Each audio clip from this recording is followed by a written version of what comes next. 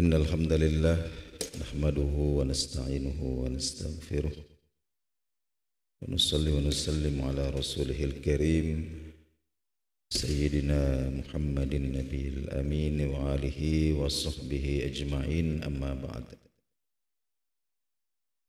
Ma'asyiral muslimin wal muslimat rahimakumullah. Alhamdulillahi rabbil alamin. Kita panjatkan pujian-pujian kita kehadirat Allah Subhanahu wa taala. Subuh hari ini kita sangat bersyukur disempatkan kembali untuk menunaikan salat subuh berjamaah. Kemudian kita lanjutkan kembali kajian kita masih tentang adab. Tema kita subuh hari ini tentang adabul ghusli wa dukhulul hammam. Adab-adab mandi dan masuk ke hammam atau pemandian. Bisa juga kita sebut WC. Allah Subhanahu wa taala sebutkan dalam Al-Qur'anul Karim tentang satu golongan yang Allah Subhanahu wa taala cintai. Jadi rijalun yuhibbuna ayyatatahharu. Jadi orang-orang yang senang mensucikan dirinya. Orang-orang yang suka atau mencintai kebersihan. Wallahu yuhibbul mutatahhirin. Dan Allah mencintai orang-orang yang seperti itu. Ini orang-orang yang selalu memperhatikan kebersihan. Nah, tentu kebersihan di sini mencakup semua aspek, ya, baik bersih-bersih badan jasmani dari kotoran, demikian juga dengan bersih-bersih batin, ya, bersih-bersih ruhani dari dosa. Kemudian bersih-bersih lingkungan. Ini disebutkan dalam surah At-Taubah ayat 108. Fan Abi Malikin Al-Asy'ari radhiyallahu anhu, ya, dari sahabat Nabi sallallahu alaihi wasallam namanya Abu Malik Al-Asy'ari.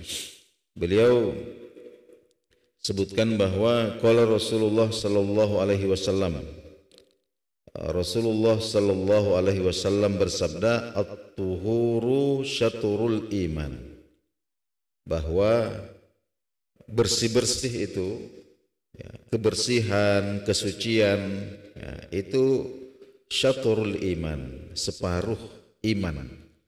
Jadi bahkan dijadikan sebagai simbol keimanan. Nah, ketika seseorang ini secara zahir, ya, menampakkan kebersihan, ya, zahir dan batin. Hadis ini diriwayatkan oleh Imam Muslim.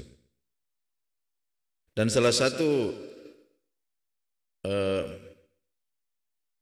arahan, ya, Allah Subhanahu wa taala, ya, bagaimana Allah Subhanahu wa taala mengarahkan kita untuk selalu menjaga kebersihan itu. Maka Allah mensyariatkan, ya, Allah menjadikan sebagai syariat an-nadzafah, ya, kebersihan itu dijadikan sebagai syariat ala hayatil ghusli awil wudu'i, ya, dengan cara mandi, ya, atau berwudu, ya. Kamuqaddimatin li ahammil ibadati wa aktsariha tikraran fil yaumi wal lailah. Jadi Allah Subhanahu wa taala menjadikan kebersihan, ya, dengan cara mandi atau dengan cara berwudu, ya, sebagai pengantar bagi ibadah yang paling penting dan paling banyak berulang dalam sehari semalam dalam kehidupan seorang muslim, wahia as-salatu, yaitu salat. Ya, fa'an Ali radhiyallahu anhu, dari Sayyidina Ali radhiyallahu an, anna Rasulullah sallallahu alaihi wasallam baginda Rasulullah sallallahu alaihi wasallam bersabda, miftahus salati at-tuhur. Ya, jadi kunci memasuki solat. Kalau solat ini diibaratkan pintu, untuk membuka kuncinya itu adalah at-tuhur, ya, bersuci. Bahkan ada di antara ulama kita yang menjelaskan makna hadis ini adalah kunci berhasilnya solat itu dimulai di saat bersuci. Dimulai di saat bersuci. Di saat berwudu atau mandi janabah. Hadis ini diriwayatkan oleh Imam At-Tirmizi dan Imam Ibnu Majah. Kemudian yang terkait dengan aspek kebersihan batin, ya, dari dosa-dosa, ya, disebutkan dalam hadis yang diriwayatkan oleh Sayyidina Uthman bin Affan radhiyallahu anhu, qala Rasulullah sallallahu alaihi wasallam, man tawaddo'a, barang siapa yang berwudu, fa ahsanal wudu'a, lalu menyempurnakan wudunya, ya, dilakukan dengan sempurna, ya, kharajat khotoyahu min jasadihi, maka keluarlah dosa-dosanya itu, meneteslah dosa-dosanya itu min jasadihi, dari jasadnya.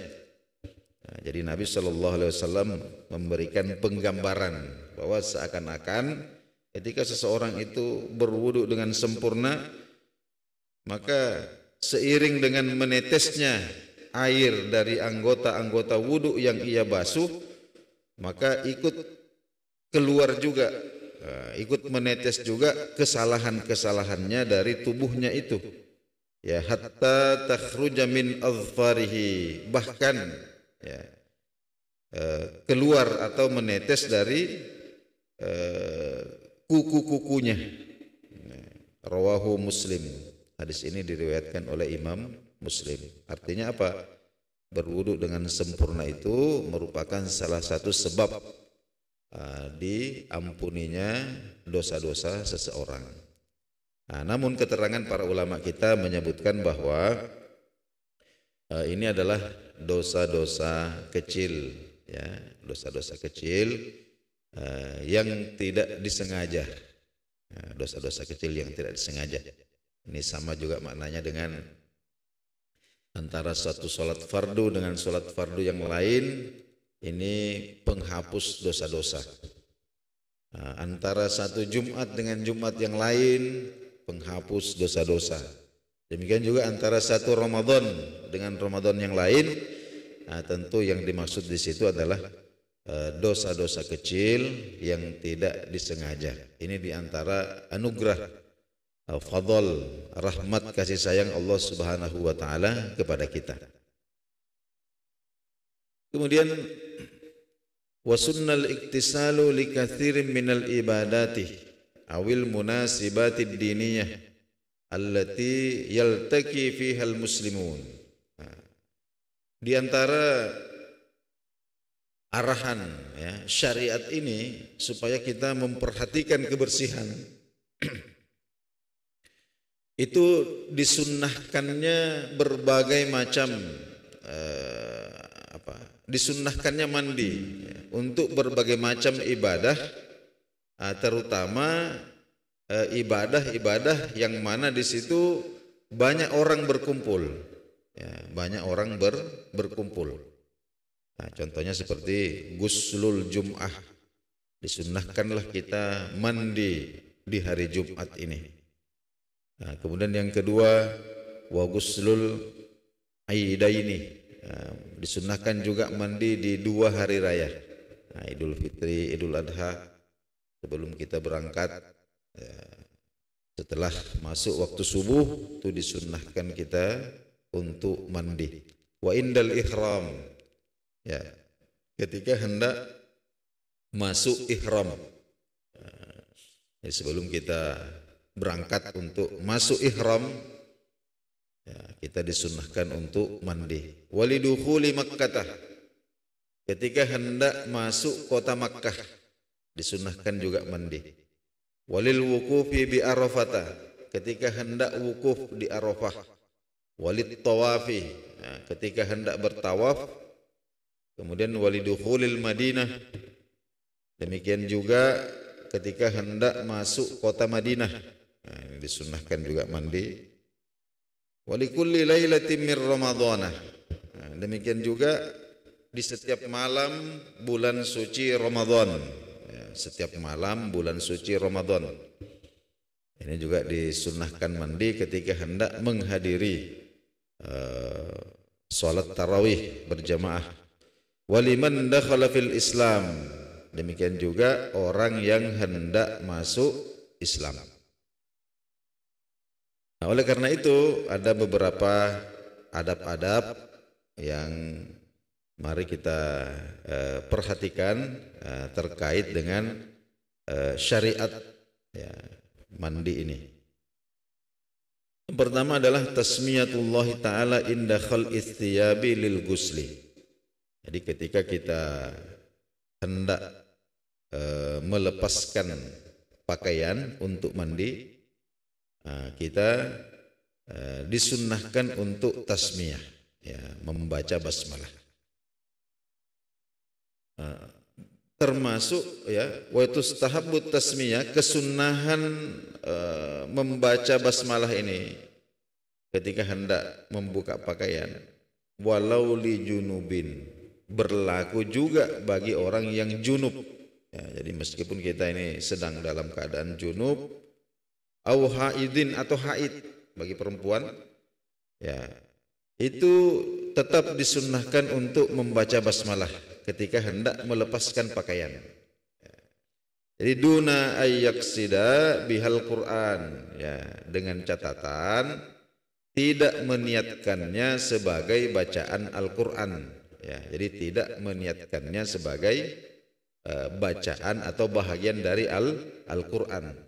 Nah, karena Bismillahirrahmanirrahim ini termasuk di antara ayat-ayat Al-Quran. Ya, itu jadi wa innahu min Sulaimana wa innahu bismillahirrahmanirrahim. Jadi ketika kita dalam keadaan junub atau seorang wanita dalam keadaan haid hendak mengucapkan basmalah, itu jangan diniatkan sebagai bahagian dari Al-Quran. Hadisnya ini disebutkan oleh Imam Ibnu Sinni dari Sayyidina Anas bin Malik radhiyallahu anhu, qala Rasulullah sallallahu alaihi wasallam, satru ma baina a'yunil jinni wa aurati bani Adam.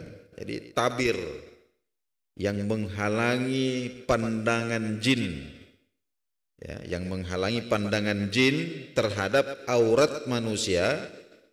Nah, itu ayyakular rajulul muslim, hendaklah seorang muslim mengucapkan, ya, idza arada ayyatruha thiyabahu, ketika hendak melepaskan pakaiannya, ya, hendaklah dia ucapkan bismillahilladzi la ilaha illahu. Nah, jadi punya bismillah atau basmalah boleh. Nah, ini di redaksinya di sini disebutkan bismillahilladzi la ilaha illahu. Jadi dengan nama Allah. Jadi saya melepaskan pakaian saya ini dengan nama Allah yang tidak ada Tuhan selain Dia.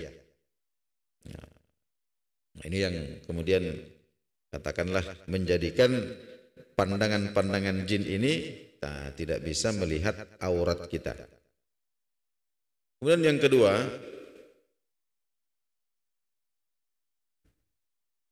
mandi ini hendaklah dengan menutup aurat pokok. Nah, jadi aurat pokok itu, ya, ma bainas surrah war rukbah, ya, itu.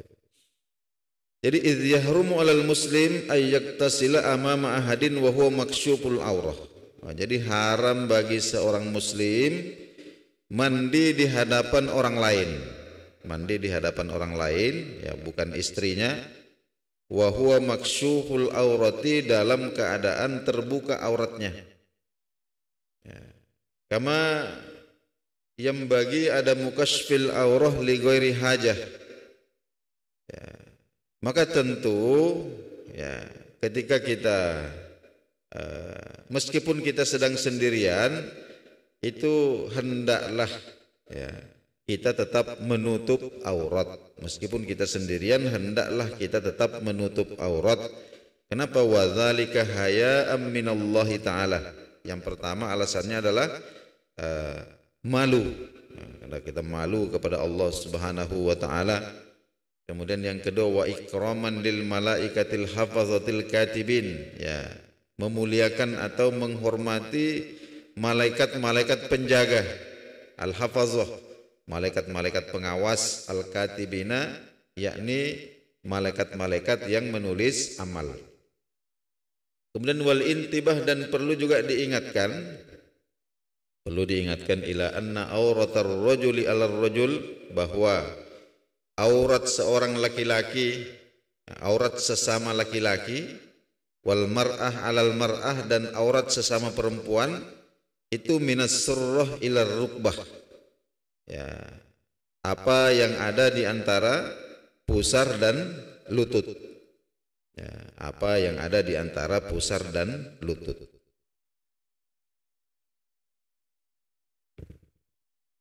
Wa an Jarhad min ashabis suffah, ada seorang sahabat Nabi sallallahu alaihi wasallam namanya Jarhad. Qala, beliau bercerita, jalasa Rasulullah sallallahu alaihi wasallam indana. Pernah suatu ketika Rasulullah sallallahu alaihi wasallam duduk bersama dengan kami. Wa fakhzi munkashafah. Ya, ketika itu paha saya terlihat. Nah, jadi paha saya terlihat, terbuka. Faqala, maka Rasulullah menegur saya.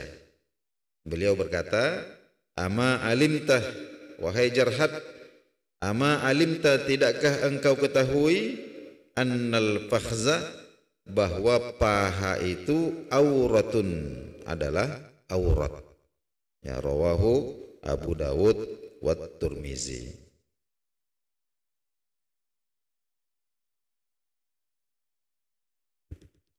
Kemudian hadis yang selanjutnya, ya, jadi dari Bahzin bin Hakim, qala, ya, qultu, saya bertanya, ya Rasulullah, wahai Rasulullah, auratuna, saya ingin bertanya tentang aurat kami ini. Ma na'ti minha wa ma nazar, ya, apa yang boleh, apa yang tidak boleh. Ini apa yang boleh, apa yang tidak boleh tentang aurat ini. Rasulullah sallallahu alaihi wasallam kemudian bersabda, ihfaz aurataka, jangan buka auratmu illa min zaujika, ya, kecuali di hadapan istrimu. Artinya kalau kita di hadapan istri itu atau istri di hadapan suami, tidak ada aurat. Ya, tidak ada aurat. Kemudian qultu, saya bertanya lagi, fa idza kana al-qaum ba'duhum fi ba'din, bagaimana dengan orang lain? Ya, orang lain. Qala, maka Rasulullah bersabda, in istata'ta alla yaraha ahadun fala yuriyannaha, jangan sampai ada orang lain yang melihat auratmu. Nah, qultu, maka saya bertanya lagi, fa idza kana ahaduna khalian, bagaimana kalau kami sedang sendirian? Wala, maka Rasulullah sallallahu alaihi wasallam bersabda, wallahu tabaraka wa taala ahaqqu ay yastahiya minhu. Nah, sesungguhnya Allah Subhanahu wa taala itu lebih berhak, ya, untuk kita malu kepadanya. Kalau sama orang malu, maka mestinya kita lebih malu lagi kepada pencipta kita, Allah Subhanahu wa taala. Hadis ini diriwayatkan oleh Imam Ahmad, Abu Dawud, At-Tirmizi. Kemudian tajannubud dukhuli ilal hammam illa wa huwa satirun li auratihi bi fautatin aw mi'zar. Jadi hendaklah ketika masuk hammam ini dengan aurat tertutup, maksudnya aurat yang inti itu sudah tertutup dengan kain sarung umpamanya, ya, dengan kain seperti sarung umpamanya. Awal ihtifadzu biha asna al istihmam, serta menggunakan kain tersebut untuk mandi.